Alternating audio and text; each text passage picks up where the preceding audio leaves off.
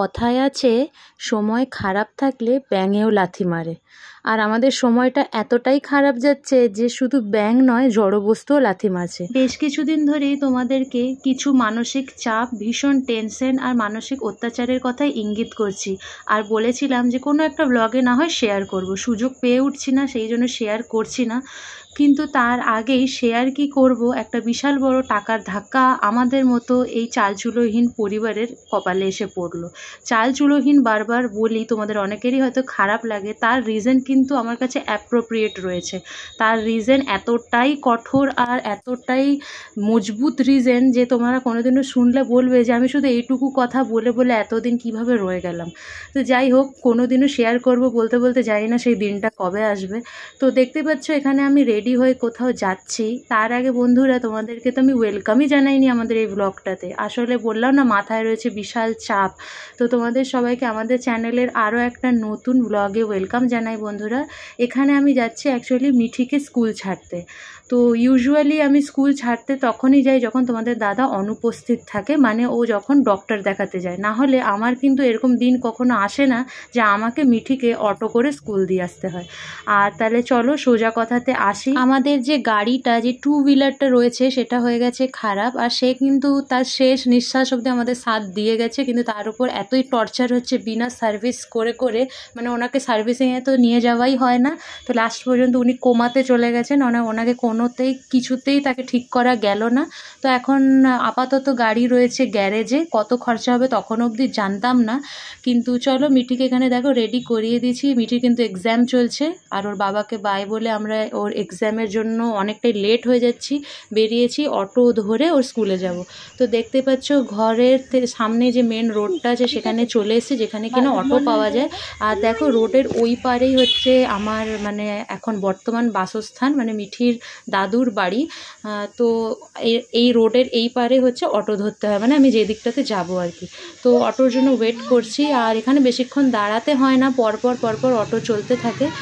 কেন কি আমাদের তিনজনেরই আছে ট্রাভেল সিকনেস। একটুখানি যদি রোডের ডিরেকশনের উল্টো দিকে বসি তাহলেই আমাদের মাথা ঘুরতে শুরু করে দেয়। তো ফাইনালি আমরা অটো পেয়ে গেছি, আর অটোতে বসেও গেছি মামে। আর সিট খালি ছিল বলে মিঠিকেও মানে আলাদাভাবে বসিয়ে দিয়েছি, নাহলে ওকে কোলে করেই বসিয়ে নিয়ে যাই। ভাই, একজনের বেকার কা ভাড়া কেন দেবো, ওর মায়ের কোল জিন্দাবাদ, তাই জন্য কোলে করে ওকে ক্যারি করি। কিন্তু যেহেতু সিট খালি ছিল ওকে বসিয়ে দিয়েছি, প্যাসেঞ্জার এলেই উঠিয়ে দেবো এরকম মনোভাব নিয়ে। তো ইতিমধ্যে রোডের একদম ওপারে আমাদেরকে অটো ছেড়ে দিয়েছি। তারপরে কিন্তু বেশ খানিকটা পথ চলা ওর স্কুলের জন্য। মোটেই এটা সামনে না, যেরকম আমাদের বাড়ি থেকে অটো মানে স্ট্যান্ড অনেক সামনে, সেরকম কিন্তু মিঠির স্কুল থেকে অটো স্ট্যান্ড মোটেই সামনে না। একটা পাড়ার ভেতরে ওর স্কুল, আর অনেকটাই হাঁটতে হয়। পায়ে হেঁটে প্রায় 7-8 মিনিট, 5-7 মিনিট তো হবেই, আমি কখনো দেখিনি টাইমটা। আর মিঠি বাচ্চা মানুষ অত জোরে জোরে হাঁটতেও পারে না। মিঠিকে ছেড়ে দিয়ে এলাম এক্ষুনি স্কুলে, ওকে ঢুকিয়ে দিয়ে এলাম। 9টা বেজে 10 মিনিট হয়ে গেছে মিঠির, মানে 9টা বাজতে 10 মিনিট হয়ে গেছে। আর 9:30 থেকে স্কুল, এদিকে 9টা বাজতে 10 মিনিট হয়ে গেছে, অনেক দেরি হয়ে গেছে। এখন আমি সোজা অটো নিয়ে নেব সামনের থেকে। আর আকাশও পায়ে হেঁটেই গেছে, মানে কাজে পায়ে হেঁটেই ও যাচ্ছে, কারণ ওর গাড়ি এখনও রিপেয়ার হয়নি। আর ও একেবারে কোনো দাঁড়া বলছে, পিছনে গাড়ি যাচ্ছে।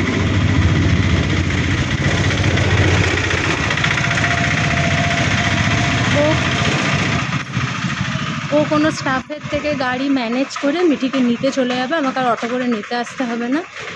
আপাতত আকাশও বেরিয়ে গেছে, ও পায়ে হেঁটে যাচ্ছে, বাড়ি থেকে অনেকটাই দূর ওর কাজ, পায়ে হেঁটে। আর ওই জন্যই ওর যাতে একটু সুবিধা হয়, ওই জন্য আমি বললাম তোমাকে অটো করে ছাড়তে যেতে হবে না, তোমার বহুত লেট হয়ে যাবে। বাড়িতে বেশ অনেকক্ষণ আগে ফেরত এসেছি, আর ব্রেকফাস্ট ছাড়ার পর ওয়েদারের অবস্থা দেখে কিন্তু আমার মাথায় হাত। আকাশ কিন্তু আজকে ওর মালিকের গাড়ি ম্যানেজ করে মিঠিকে নিতে যাবে, আর আকাশের কাছে কিন্তু মিঠির রেনকোটটাও নেই। ওয়েদার দেখে মনে হয় না বৃষ্টি এখন থামবে বলে। আর মিঠির স্কুলের ছুটির টাইমিংও হয়ে এসছে, কারণ ওর স্কুলের ছুটির টাইমিং অনেক পিছিয়ে গেছে এক্সামের জন্য। দেখা যাক কি করে ওরা।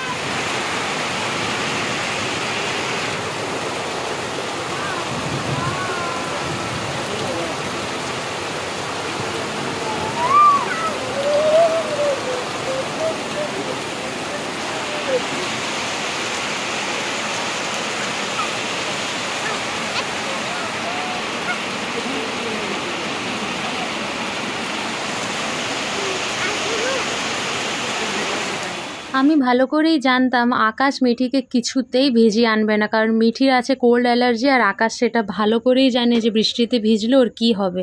তাই জন্য প্রায় 45 মিনিটের ওপরে ওরা ওয়েট করেছে। আমি সমস্ত দিকটা ভেবে ওদেরকে ফোন করলাম, আর আকাশকে বললাম তোমার কাজেও তোমাকে রিটার্ন যেতে হবে, আর মিঠিও অনেকক্ষণ ধরে এরকম দাঁড়িয়ে আছে, তো তুমি ওকে ভিজিয়েই নিয়ে চলে এসো।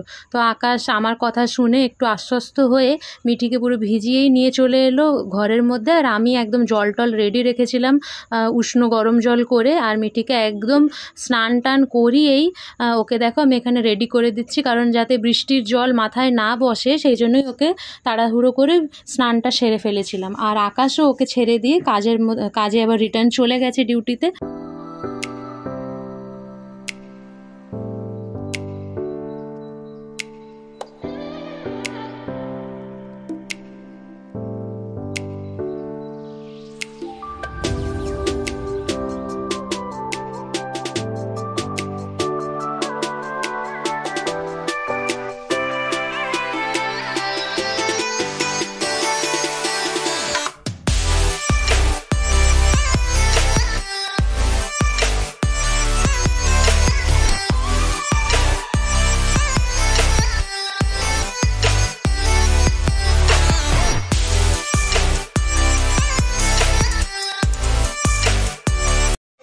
হ্যালো বন্ধুরা, এখন জাস্ট আমি স্নান করে এলাম। মিঠিকে তো দেখলেই ও ভিজে ভিজে এলো, আমি তখন আর শ্যুট করতে পারিনি, ওই অবস্থাতে তো আর শ্যুট করা যায় না। তো তারপরে মিঠিকে স্নান করালাম, মানে ওই পুরো ভিজে মাথায় এসেছিলো, তো ওকে তারপরে সাথে সাথে স্নান করিয়ে জল টল ভরে বাসন, ব্রেকফাস্টের বাসন মেজে, এগুলো অবস্থাতে শ্যুট কিছুতেই করতে পারিনি, কারণ আমার কাছে স্ট্যান্ড নেই, আর বৃষ্টিও পড়ছিল, মানে পরিবেশটাও ওরকম ছিল না। আর এখন জাস্ট করে স্নান করে এলাম, এখন দুপুর প্রায় 1:30 বাজতে যাচ্ছে। এখন আমি রান্না শুরু করব, কারণ আমি প্রতিদিন রান্না করে স্নান করতে যাই, বাট আজকে মানে সিচুয়েশনটা এমন ছিল, পরপর একটার পর একটা সব লেগেই ছিল। এই দেখো ঘরের অবস্থা, এইভাবে জামা টামা শুকাতে হয়। আর এই যে মিঠি বসে আছে, মিঠিকে তো অনেকক্ষণ আগেই দেখিয়েছি যে স্নান করিয়ে দিচ্ছি, বাস ওকে একদম টাইমে স্নান করে দিচ্ছি, মানে একদম ভিজা স্নান হয়ে ভিজা কাকের মতো এসছিল। তো ওকে তখনই সাথে সাথে মাথা ভিজিয়ে স্নান করিয়ে দিচ্ছি, কারণ ওর মাথাতে বৃষ্টির জল লেগে গেলে আবার ঠান্ডা লেগেও যেতে পারে, বলা যায় না। এত সেফলিভাবে সব করলাম, তো আবার ঠান্ডা লেগেই যাবে, কারণ ওর কথায় কথায় ঠান্ডা লাগে। তো যাই হোক, ও আকাশ আর মিঠি অনেকক্ষণ ওখানে ওয়েট করেছে, প্রায় 40 মিনিট দাঁড়িয়ে থেকে। তো আমি বললাম যে তোমরা চলে আসো, আর বেশিক্ষণ ওয়েট করো না, কারণ আকাশকে তোমার কাজেও যেতে হবে, প্রায় 40 মিনিট এমনিই দাঁড়িয়েছে। তাই বলে তো ভিজিয়েই নিয়ে চলে আসো, এই বৃষ্টি আর থামার নাম নেই, সত্যিই থামেনি। জাস্ট এখন মানে 11টা থেকে এখন 1:30 বাজে, একটু থেমেছে। তো আমি যাতে ভিজে না যাই মানে আবার, তাই জন্য আমি মানে জল টল ভরেই স্নান করে নিয়েছি। এখন রান্না করব। আর মিঠিকে এসে আবার ওকে টিফিন খাইয়েছিলাম, কারণ ওকে তো একটা ইডলি দিয়ে পাঠাই, তো ওর পেট মোটামুটি ভরাই আছে। এখন ফটাফট রান্না করব। রান্নার মধ্যে চিকেনই হবে, কেন কি কালকে একটু চিকেন আনা হয়েছিল, যেটা বৃহস্পতিবারে আনা হয়, সেটা একটু আমরা 2 দিন আগেই এনেছি। তো ওইটাই অল্প মিঠির জন্য কালকে বানিয়েছিলাম, বাকিটা রেখে দিয়েছিলাম, আজকে ওটাই ম্যানেজ করে হয়ে যাবে। আর ডাল বানাবো, ভাত অলরেডি হয়ে গেছে। আর মিঠি এখানে বসে খেলা করছে, এতক্ষণ ধরে ফোন নিয়েই বসেছিল। তো এখন আমার ফোনে নেই চার্জ, ফোনটা চার্জে লাগাতে হবে। চলো রান্না করা শুরু করে দিই, মিঠিকে বসিয়ে মিঠি খেলুক, এখন আমি আর ওকে ফোন দিতে পারবো না, ও যতই বোর হোক যাই হোক। আর আরেকটা ভালো কথা, মিঠির আজকে এক্সাম পুরো শেষ হয়ে গেলো, মানে ফার্স্ট সেমিস্টার LKGর শেষ। তো এখন মিঠি 2 দিন ছুটি, তো চলো দেখাই। আর এই জন্য আমি মানে এমন সিচুয়েশান, এমন ঝমঝমিয়ে বৃষ্টি পড়ছে, এই জন্য আমি কিছুই শ্যুট করতে পারি না, একদম স্ট্যান্ড নেই, বড় প্রবলেম হয়, মানে মোবাইল রাখার স্ট্যান্ডটা নেই। আর এই মোবাইলই আমাদের সম্পত্তি, আমাদের টোটাল সম্পত্তির হিসাব আমি এরকম লাইভেই মানে ব্লগেই দিয়ে দিতে পারবো। আমাদের 3টে সম্পত্তি আছে, 4টে মিঠিকে নিয়ে। একটা হচ্ছে আমাদের এই গাড়ি, আর সেকেন্ড হচ্ছে আমার ফোন, থার্ড হচ্ছে আকাশের ফোন, আর আমাদের মিঠি তো আছে অমূল্য সম্পদ, এটাই আমাদের সম্পত্তি, আর আমাদের কাছে কিছুই নেই। তো চলো রান্নাটা সেরে নিই, আজকে বড় দিনটা বাজে গেল, একদম ফালতু দিন গেল। আর আকাশও স্টাফের গাড়ি ম্যানেজ করে করে এলো, এখন আবার আকাশ দুপুরবেলা খেয়ে সিলিন্ডার আনতে যাবে, আমাদের যে ছোট সিলিন্ডার, ও বৃষ্টির জন্য যেতে পারেনি, তো সিলিন্ডারটা আনা ভীষণ জরুরি। চলো পরে দেখা হচ্ছে।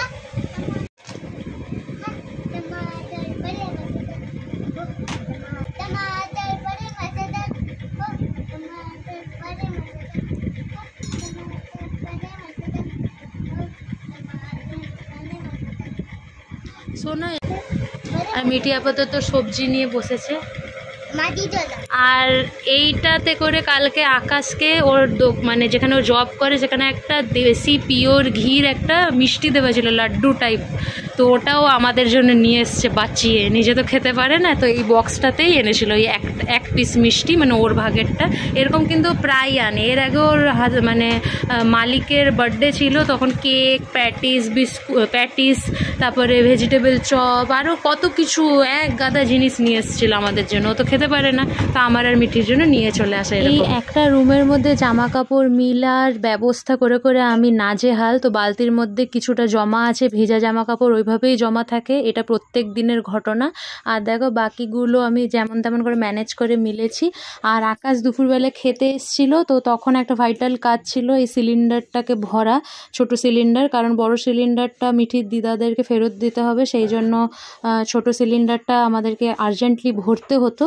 আর ফোন করে মানে আকাশ খোঁজ করে জেনেছে যে সিলিন্ডার অ্যাভেলেবেলও ছিল, ছোটো সিলিন্ডার ইউজুয়ালি অ্যাভেলেবেল থাকে না।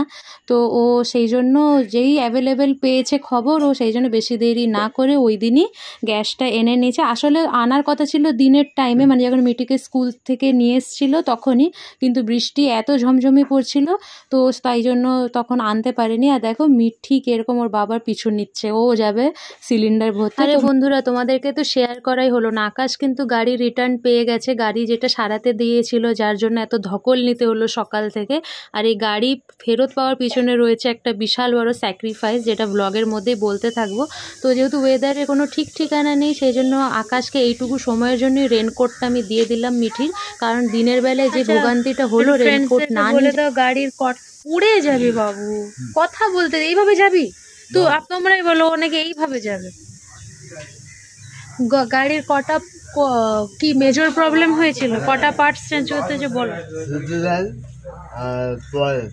কয়েল মানে টোটাল দুটো পার্টস, প্রায় 3000 টাকা ধাক্কা, মানে মজুরি দিয়ে, তাই তো? এই যে পার্টসের বক্সও পড়ে আছে ভিতর, এটা চেঞ্জ করতে হয়েছে। হ্যাঁ, ওটা তো আমাকে এসে তোমাদের দাদা পুরো সামনের থেকে খুলে দেখালো, মানে এখানটাতে থাকে না, সামনেটাতে। পিছনে বসা যা।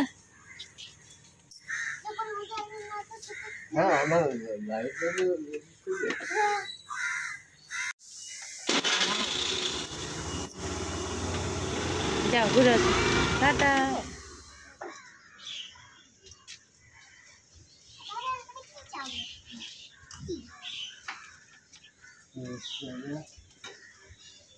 হয়েছে, পেয়েছো? কত টাকা নিল? 360 নিল।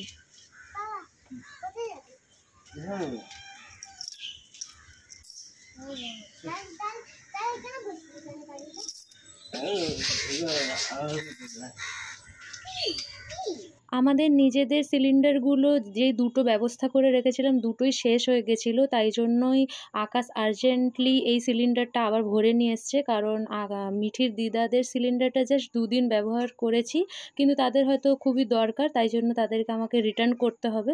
তাই জন্য আমার 5 কিলোর সিলিন্ডার জিন্দাবাদ, সেটা আকাশ এনে দিয়েছে। আর নিজস্ব জিনিস ছোট হোক যতই হোক সেটা আমার নিজের, তো আমি নিজের সিলিন্ডারটা লাগিয়ে নিলাম। আর এই যে আর আকাশকে বললাম বড় সিলিন্ডারটা ঠিক জায়গায় রেখে দিতে, যেহেতু তাদের প্রয়োজন, তাই জন্য ঠিক জায়গায় আকাশকে বললাম পৌঁছে দিতে। তো আকাশ সেই কাজটাই করে নিচ্ছিল। আর বন্ধুরা, তোমাদেরকে তো বললামই এই গাড়ি আনার পেছনে রয়েছে একটা ভীষণ বড় স্যাক্রিফাইস। সেটা হচ্ছে অ্যাকচুয়ালি গাড়ির এতটা বিল হয়ে যাবে আমরা আশা করতে পারিনি। গাড়ির 3000 টাকার উপরে বিল হয়ে গিয়েছিল, কারণ মেজর দুটো প্রবলেম হয়েছিল, গাড়ি কিছুতেই স্টার্ট হচ্ছিল না। তো সেই জন্যই আকাশের ফলো আপের জন্য যে টাকাটা জমিয়েছিলাম, মানে ব্যবস্থা করেছিলাম, জমানো আমাদের মতো ক্যান্ডিডেটদের হয় না, যেহেতু আমাদের দিন আনি দিন খাই সিচুয়েশন, তো ওই টাকাটা ব্যবস্থা করে রাখা হয়েছিল, কিন্তু ওটা গাড়ির পিছনে চলে গেছে। কারণ গাড়ি না সারালে হবে না, কারণ গাড়ি না সারালে আকাশের কাজ, মিঠি স্কুল সবই আটকে যাবে। আর যদি তোমরা বলো গাড়ি ছাড়া অটো বা কিছুতে যাতায়াত করতে, সেটাও ভীষণই খরচা সাপেক্ষ হয়, তার উপরে অত্যাধিক হাঁটারও থাকে, তো কোনো দিক দিয়ে ওটা লাভজনক হয় না। তো গাড়িটাই আমাদের লাভজনক হয়, সেই জন্যই আমরা ফলো আপে সমস্ত টাকা টাকা গাড়ির মধ্যে ইনভেস্ট করে দিলাম। কিন্তু চিন্তা নেই বন্ধুরা, তোমাদের দাদার ফলো আপ কিছুতেই ক্যান্সেল হবে না, যেহেতু হাতে এখনও কিছুটা সময় আছে। তো আমি ঠিকই ব্যবস্থা করে নেবো, আমার বিশ্বাস। আর তোমাদেরকে সমস্ত কিছুই শেয়ার করব, তোমরা তো সঙ্গে আছোই। তো ব্লগটা এখানেই শেষ করছি বন্ধুরা, ভালো লাগলে লাইক করে দিও, নতুন হলে সাবস্ক্রাইব করে দিও।